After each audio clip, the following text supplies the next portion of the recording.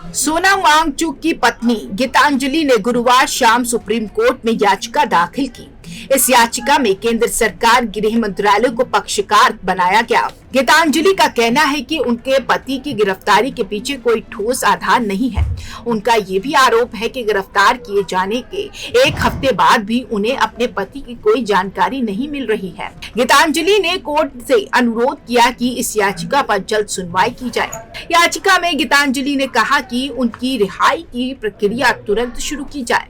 उन्होंने supreme court से कहा कि सोनम वांगचुक की गिरफ्तारी न केवल न्यायोचित नहीं है बल्कि ये उनके अधिकारों का उल्लंघन भी है।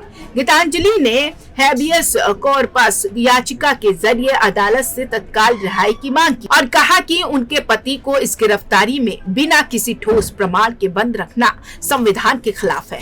सुप्रीम कोर्ट में याचिका दाखिल होने के बाद संभावना जताई जा रही है कि मामले की सुनवाई जल्द होगी। अगर कोर्ट याचिका स्वीकार करती है तो सोनम वांगचुक को तत्काल रिहा किया जा सकता है। इसके अलावा अदालत केंद्र सरकार और गृह मंत्रालय से जवाब तलब करेगी कि उन्होंने गिरफ्तारी के लिए किन कारणों को आधार बनाया, क्या सभी कानूनी प्रावधानों का पालन किया गया। विशेषज्ञ मानते हैं कि ये मामला संविधान में निहित व्यक्तिगत स्वतंत्रता और हिरासत के अधिकार से जुड़ा है।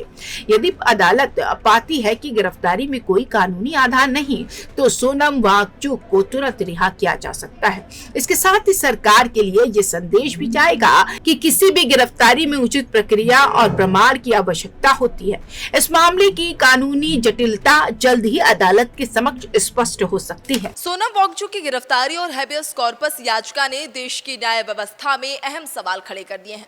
उनकी पत्नी गीतांजलि की याचिका के बाद सुप्रीम कोर्ट इस मामले में केंद्र सरकार और गृह मंत्रालय से जवाब तलब करेगा और अदालत ये तय करेगी कि गिरफ्तारी कानूनी थी या नहीं। अगर कोई उल्लंघन पाया जाता है तो सोनम वांगचुक को तत्काल रिहा किया जा सकता है और इस मामले में आने वाले फैसले का असर न केवल सोनम वांगचुक बल्कि पूरे न्यायिक और मानवाधिकार दृष्टिकोण पर भी पड़ेगा। कैमरा पर्सन उज्जवल के साथ में सुडी टीवी अंडर नोएडा।